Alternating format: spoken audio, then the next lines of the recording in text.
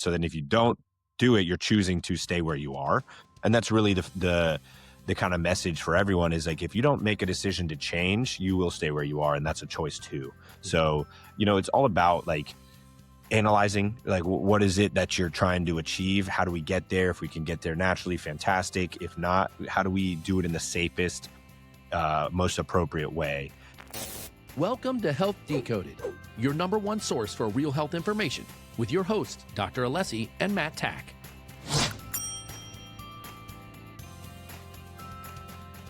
Hey, Health Decoded listeners, Dr. Alessi here. Let me ask you a serious question. Are you tired of waiting until something goes wrong to finally see a doctor? At Alessi Functional Health, we take a different approach, the right approach. We believe true healthcare isn't about chasing symptoms. It's about preventing them in the first place. That's why we created the Alessi Total Care Program. This is a functional medicine-based membership that gives you proactive, personalized care year-round. You'll get access to comprehensive blood work and functional testing, custom doctor-grade nutraceuticals, deep discounts on labs, protocols, and follow-ups, as well as 24/7 direct access to your doctor, not just a 10-minute checkup that ends with another prescription. And here's the best part. As a Health Decoded listener, you'll get your first 3 months completely free when you sign up for an annual membership. That's on top of hundreds in savings already built into the program. This is your chance to take responsibility for your health and join a movement that's redefining what primary care should look like. Head on over to alessifunctionalhealth.com, click on our services tab, and go to Total Care. Learn more about this program and claim your exclusive podcast listener offer. Your health is your greatest asset. Let's protect it proactively. Welcome back to another episode of Health Decoded. I'm your host, Dr. Alessi. Your co-host, Matt Tack. And we're doing something cool today. We haven't been in the same room for a podcast in a while, man. So it's been a minute. This is nice. We're a little bit leg to leg here, but I don't mind. Well, thank you for joining us today. If you're tuning in, this is going to be a fun episode. Something that we've been really trying to push towards within our clinic and within what we're doing to help people, and is really the topic of hormones and hormone imbalance, hormone dysfunction, whatever you want to call it. It's almost like becoming the new normal, right? To find a patient who comes in and runs blood work with us or runs any type of labs and has perfect hormones is actually more rare than the other way around. So it's really important, because if you're not aware, hormones are basically the vitality, right? Especially the androgens, things like testosterone and estrogen. These are what give us energy, what give us life. And then other things like cortisol is very important to have within check as well, because that can steal from other hormones too. I was just going through this the other day as I was training with one of our interns about like the way that hormones kind of go through the cascade. Your body uses things to synthesize them, cholesterol, vitamin D, right? And it creates these hormones, but then they go through this cascade, right? It creates the first hormones and then says, okay, I've got enough of that. I'm going to go into now what's needed next. But when we're in a heightened stress state all the time, our body's going to prioritize shifting all of that towards cortisol to keep us, alert and attentive and in that sympathetic dominance, and it'll take from other hormones. And so there's also cases where people will have more like progesterone or pregnenolone or estradiol versus testosterone, and the body's just shifting to what it needs for that. So when we're out of balance or dysregulated, the hormones will be as well. And then that's just a snowball, right? So it's kind of a double-edged sword. So, the topic or the point of what we wanted to get into today is like, let's talk a little bit about like why are hormones off. And I kind of got into it a bit there, but then we'll talk about what we're doing and kind of how we're approaching this, naturally, but also holistically, but as well as incorporating some of the replacement medication that we do as well. So, let's get right into it. So, the reality is, like I said, it is the new normal nowadays to see people with these dysfunctional hormone rhythms or imbalances. And the reason isn't necessarily that our biology is different. Our biology is the same as it's been for the last 100 years. But why do we have half the testosterone of our grandfathers, right? And the difference is the environment, right? I think you would agree is we live in a plastic world. Everything is plastic, coated in plastic, plastics in the food, in the water, endocrine disruptors are basically in everything, right? I mean, essentially we're wearing plastic right now, which I try to wear cotton as much as possible. But chronic stress, right? Mhm. Exposure to toxins in the air and in the environment, depleted nutrition. So our food, we talked about this in an episode a long time ago, man. The food has half the nutrients in it that it did, 100 years ago, 50 years ago, Mhm. because things are just so heavily processed and monocropped that it's starting to now disrupt the endocrine system from the inside. So, again, hormones they're not the bad guys. Even when there's too much of one, it's not that that's the issue. It is that those are messengers that are then being telling your body to do something the wrong way, or Mhm. they're telling the wrong message, right, at the inappropriate time. So again, modern drivers of these dysfunctions going to be chronic stress. So we'll get that cortisol dysregulation. Toxins can often lead to things like estrogen dominance. Sleep deprivation is a huge one, right? Men who are chronically low on sleep are not going to have enough testosterone growth hormone. And then poor diet, we know. So, again, there was a study out of the Journal of Endocrinology and Metabolism. This was done in 2022. Said that environmental and behavioral factors are now the dominant contributors to hormone decline before the age of 50. So, kind of a massive stat there, basically telling us that, well, in a good way, you're in control, right? Mhm. You can control your environment, you can control your behavior. And so, if those are the things leading to this broken system, then it's kind of in our hands or your hands, right? Whoever the person is to take action. And so, that's where we always talk about like what is the first step is also like data. Mhm. So I'll let you talk a bit about like the data side, right? And kind of how we approach that or how you've approached that in your experience too. Yeah, just taking a step back though for just a quick minute. I think it is, I always like putting it in the very specific examples of how these daily things interrupt our life because we need to be cognizant of how we approach each day. And we always talk about habits, right? And what is the structure of that? What is chronic stress, right? When we say chronic stress, so like and when you're in that elevated system of like your cortisol levels are constantly being tapped out throughout the day, what does that actually look like? Hmm. And a lot of times it comes from stemming from we're not actually getting the sleep that we need to. And usually we're waking up with kids in our face, right? And me as a parent, I'm waking up with a kid in my face and heightened stress right away. Get out of my bed or something like that, right? Yeah. So that could be number one, right? I'm not getting up before my kids and therefore I have elevated stress. Get out the door. We're already running 5 to 10 minutes late, right? I'm late for work, right? Those are elevated cortisol stressors, right? Of when you're going into an environment, you're strained, right? Your central nervous system is so tightly wound even before you get into work. So that's an example of a stressor, right? Then the next thing you're doing is like, I need that cup of coffee, right? I need caffeine in my system before you're even hydrating yourself with something that is going to get you in the parasympathetic state of just, hey, I need to decompress for a minute. I just need to hydrate my body. You naturally go into another elevated cortisol level of, hey, I need to like decompress these, interfere these sleep receptors and heightened with caffeine, right? And so then you're caffeinating yourself throughout the day. So all these different things are building up throughout the day. Hey, I don't have enough time to work out today, right? Then you cannot recapture that, right? Get yourself decompressed a little bit, get those cortisol levels down, get again back into the parasympathetic state. Um, so all these things then are a dictation of the chronic stress load that you're just bringing down as oxidative stress loads on your body. And that's where things really interfere, right? I don't have as good a judgment as I need to when I'm eating then at that point. And so then I'm putting highly inflamed substances into my body. Um, I'm not staying hydrated throughout the day. Very basic principles then that are elevating these stress loads because the whole goal is really to eliminate more stress and to bring in more of a parasympathetic state where then I am, I'm not woo-saw throughout the day. That's not like what we're trying to get at.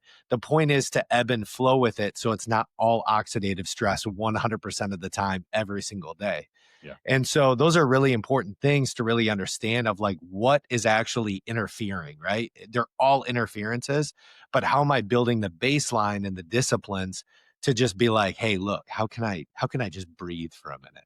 And so where do we go with this then of like what's first, right? And healing that system through HRT. And that's really hormone, we call it hormone optimization therapy, hormone replacement therapy. We can dive into all of it, but the reality is this, and in functional medicine, we always start with the restoration before the replacement. And you can't build hormone balance on a broken foundation. And that's where I go back to what I just prefaced, right? So, what are the core restoration pillars? And that at the end of the day, blood sugar regulation, I think is a really important thing to look at. Number one, low glycemic meals, protein every 4 to 6 hours. That's something that I build in on a daily basis. If it doesn't have 30 to 40 grams of protein in my main meal group, it's you probably shouldn't eat it. So intermittent fasting, when appropriate, is highly beneficial. I like actually bleeding that from a nightly routine into the morning is the best way to do that. For intermittent fasting, you usually easily can get 14 to 16 hours of intermittent fasting when you stop at a certain time each night and bleed that into the next day. Number two, gut health. So gut health is really important because that is, I know the secretion of our food is really showing the body how it's going to entertain a lot of these chemicals that are then released, and you have hormones that are then dictated by our food supply. That's a really big component of that. Our gut secretes that and then disperses that. So are you getting vitamin D? Is something Vitamin D isn't actually a supplement, it's a hormone. So you're secreting vitamin D to elevate sleep, to elevate performance throughout the day, to alertness.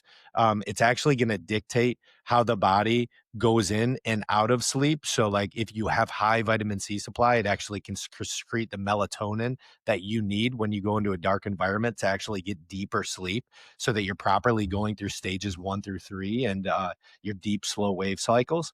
So, those are things to think about, right? So, you want to remove inflammatory foods, gluten, dairy, seed oils. These are some of the things that you just want to monitor, right? It's not saying you have to fully eliminate, but you do have to monitor them and the exposure of them. More whole foods. So repair with probiotics, glutamine, and then zinc is another form that you want to build some of these supplements that we just naturally cater to through our protocols that we built here in clinic, right? So we have these supplements that we actually build in. They're extremely valuable. But this is the way to incorporate some baseline of building the system back to really get proper hormone levels. So hormone optimization therapy. This is the baseline, the foundation of it all. Stress reset, breath work, cold therapy, heat therapy is another thing that I use on a weekly basis, 2 to 3 times a week, getting in the sauna. Sleep optimization is another thing as far as how you're preparing for sleep. And then when you go to sleep, are you consistently going to sleep in the general 30 to 45-minute time frame every single night? Studies have shown proof that that is a significant impact to your overall longevity. And what we say longevity is your health span, right? Not your lifespan, but your health span. And so thinking of that. And then number five, toxic reduction. You definitely want to look at that in terms of what toxins are you putting into your body. Um, those are anything, sort of polyphenols that eliminate the BPA, supporting detox. This is one of the major things that we do, is that the reality is you're not going to just get rid of all the toxins that you have, right? They're hitting you, these 5G factors are hitting you nonstop. And you have PMF, you have to support Wi-Fi and all these things in your house to just operate on a daily basis if you're working. So like these like cliche, oh, you have to eliminate everything. The reality is you need to go through a proper detox. So what is that detox? Well, sometimes it's eliminating social, right? That's a detox of social. But then it's also actually a detox that we implement, which is a repair and clear detox of really getting in and just cleaning out the liver, the gut, all those systems on I would say as much as 2 times a year, but for sure annually that you need to go through a really clean gut detox. And that those are help in just reducing those level of toxins. So um, I'll leave you with this. The American Journal of Lifestyle Medicine in 2021 said lifestyle and nutritional interventions remain the first line of therapy for the endocrine restoration before pharmacological treatment. And what that means is like, don't pills aren't a plan. We have a billboard right now, and that's the reality. Like pills are not always the plan, right? But proper supplements through whole food sources and supplementation are a really big component of this. So if your hormones are off, fixing your gut, stress, sleep does more than any prescription ever can. Yeah, I agree with that, man. That's good. And it's interesting. The first study we talked about said that the environment and behavior are the biggest factors contributing to hormone disruption. And then in the second study, you said environment, lifestyle, and nutrition remain the first line in therapy. So it's like what's breaking it is also the fix, right? It's pretty cut and dry with that. You also touched on like the cold exposure thing. I know we've done cold plunge and a lot of people are doing that, and it's kind of like do the first thing hard, the first hard thing in the morning. It kind of sets up that stress resilience for the rest of the day. I think there's validity to that, but without overdoing it to create more Mhm. stress, right? So there's a dose dependency as well. So again, all really good stuff. We touch on hormone replacement therapy, and that's something we do within our clinics, but it's never the first thing we do. I'm always like, okay, how can we turn the needle or how can we move the needle in the right direction naturally with our lifestyle, with nutrition, with supplementation, things that are not going to mess internally with systems because, medication does.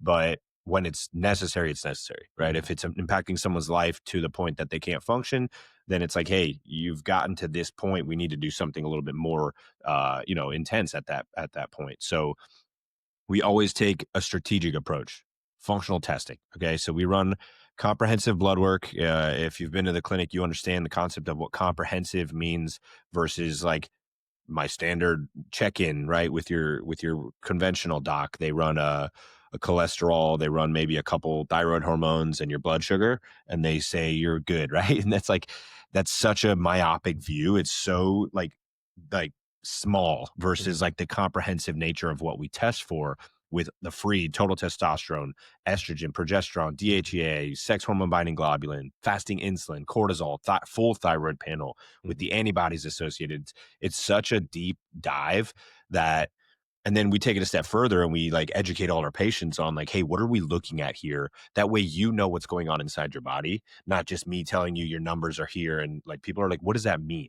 So I would say that that's like my favorite part of what we do Mhm. is when people leave here like, wow, now I actually understand what like my biology is doing, because most people don't remember high school biology and anatomy, right? They don't remember the biophysiology and they haven't studied it at a level that they can really like comprehend blood work. So, that educational piece is vital for them to then be able to take that information, make sound decisions for themselves and their family, right? Mhm. Like I think all the time, like, hey, like my kids are growing up in this plastic world that is like we were kind of at the cusp of it, right? Like as Mhm. millennials, like we were the first to really be exposed to. I just saw a stat, like we were the first to live without the technology that it is now and the social media and with it, right? As we like grew up as teenagers and in college and stuff. And so it's like our kids are not going to know that world before where it was like the boredom of like having to like be bored for a little bit and come up with ideas and go outside and play. Like that's something we have to be like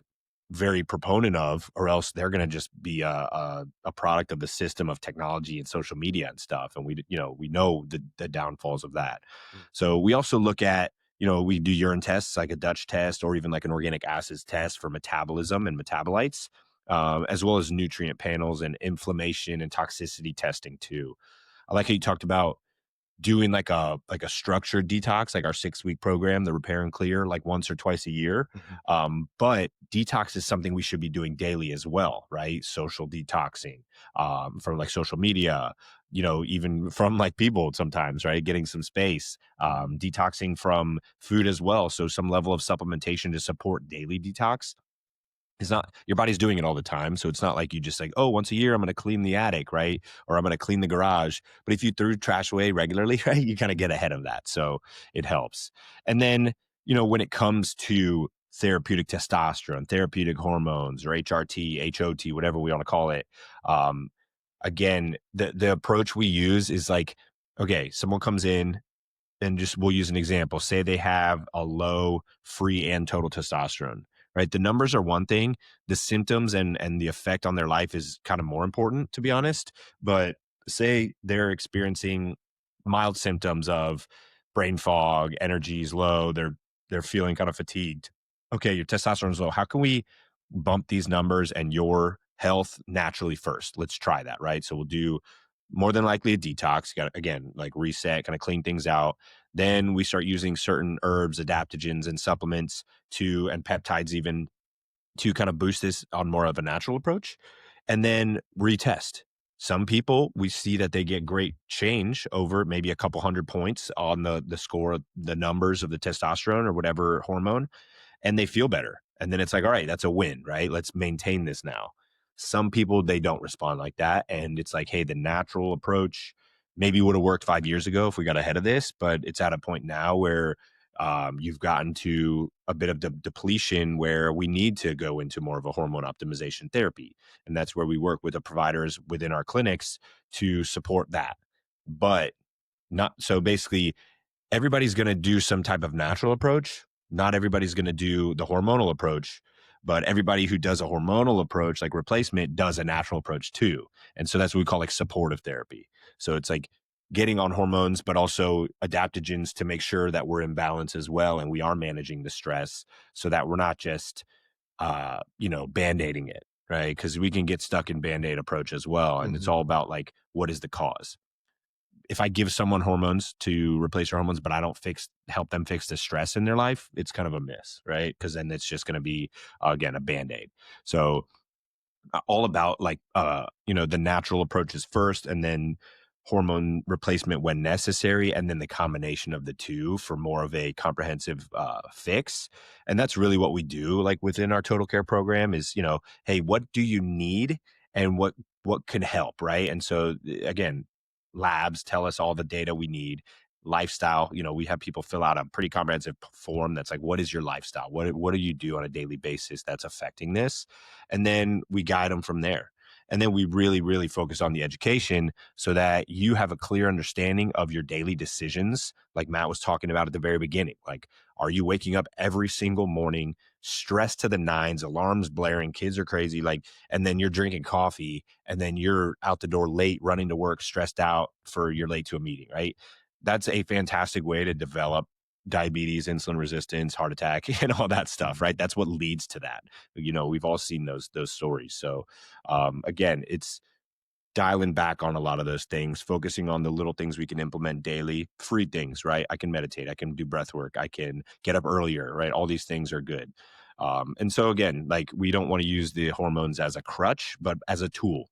And so, um, I mean, if you're cool with it, I mean, I'll share a little bit of how I, use hormone therapy, but you can talk a little bit about yours as well. Mhm. Um, and I think we're both similar in that it's like we both use testosterone optimization therapy, but we're not skimping on physical activity, exercise, eating healthy, protein, supplementation, all of that. Mhm. So if you want, man, share a little bit about, I guess, kind of how you use it, because there's a lot of listeners that are in a similar, phase of life as us where they have young kids and things like that. Yeah, for sure. So for me, I'm a little bit different. I'm a little older than Alfred too. So Dr. Alessi uses it for the purposes of definitely for optimization. I use it out of necessity. So for me, I'm 40 and I saw probably around 34, 35. I saw my testosterone levels like essentially plummet, right? So I was operating in the 200s, severe brain fog, right? And this is like what I thought was just me, right? When you're in that scenario, you're like, man, am I the only one on planet Earth that's dealing with this?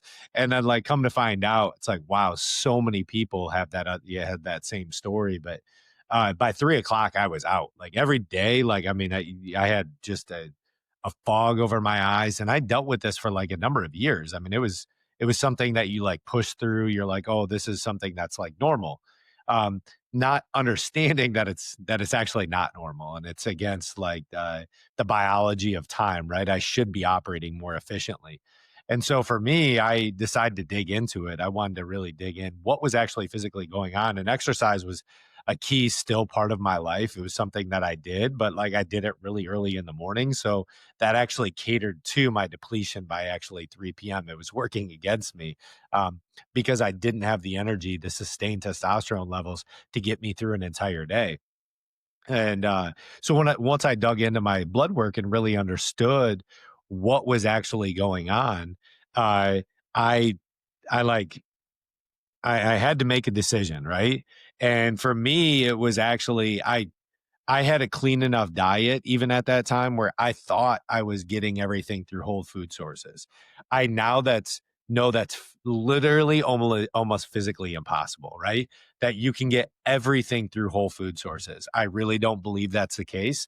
I think you should get most of things through whole food sources, but not everything naturally with our natural food supply and within our supply chain to get access to food. That you will get everything in a day's allowance to optimize what you call. So I had to restructure my habits in terms of like how I operated. And then my narrative and my story, things completely shifted 2 years ago when I decided to actually look and get deep into the gut. And then specifically on the outside of that, going through a detox and then building in the proper supplementation of increasing my vitamin D supply, which I since have, increasing omegas, which I have, right? And so I was naturally over time taking inflammation out of my body, which then obviously repurpose things for HRT or HOT.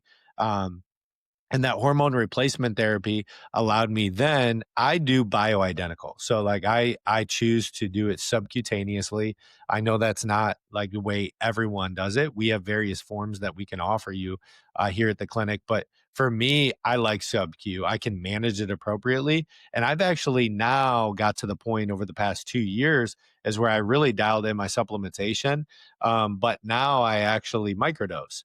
I'm actually doing a daily supply of subcutaneous hormone replacement therapy and I won't name the units, but I will. I do it in very small measurements that are very hyper focused and detailed. Whereas before I was doing 2 to 3 times a week. I think the more you actually do it, and can implement that is actually the better. So I guess I will say, because it doesn't really matter, I do about 12 units um, on an insulin syringe. And then every day that's subcutaneous, either in the glutes or behind my arms. And that actually has drastically helped me. And again, what I love about it, it's bioidentical to the body. So they use coconut oils, MCT coconut, which is MCT, grapeseed oils. You can use sesame seed, which actually is the seed oil that I use for mine. But these are just all things that you don't have to be scared of. I think that a lot of people see it as like, oh, this is it's a steroid you're putting into your body. Yeah. No, it's absolutely not. It's bioidentical to the body. The body is delivering it just like it's its natural testosterone that you are actually supplying it. It's in aid of, right? And then that's the level of optimization. Why, you might ask, of why I do it on a daily basis and microdose loads? Well, I'll tell you, one thing I learned from research too, and GLP-1s and peptides is that daily use is always best, right? In smaller increments, daily use is best. And so, it's advised to 3 to, obviously 4 times a week for hormone replacement therapy and peptides. But for me, I like doing very small dosage because then it's managed appropriately. And what I can consider, I can capture always the half life of it. Testosterone has a half-life. Usually it ends 24 to 27 hours. So then that means when I have a daily dosage, I can capture the full half-life of what that testosterone actually has. So that's why I do it that way. Not everyone needs to do it that way. There's a number of different ways that we can build into the kind of the coaching side of things of how it's appropriate for you and sustainable for you. But, that's the nature of my story, is that I saw significant effects to like how it was detrimental to my health of not doing this. And now that I have chosen to do this and I've gotten through about 5 to 6 years of this, it's completely changed the way I operate on a day-to-day basis. Yeah, yeah, that's huge, man. And you touched on bioidentical, just to like make sure people are aware, right? Like hormones, and we talked about this, they're messengers. So they're chemical messengers in your body. It's all they are. Your body produces them. And so all that bioidentical means is that it's the same structure of molecules creating that bioidentical hormone than the one that your body produces. So it's not synthetic, right? Science has come a long way to be able to provide these things in a more natural form.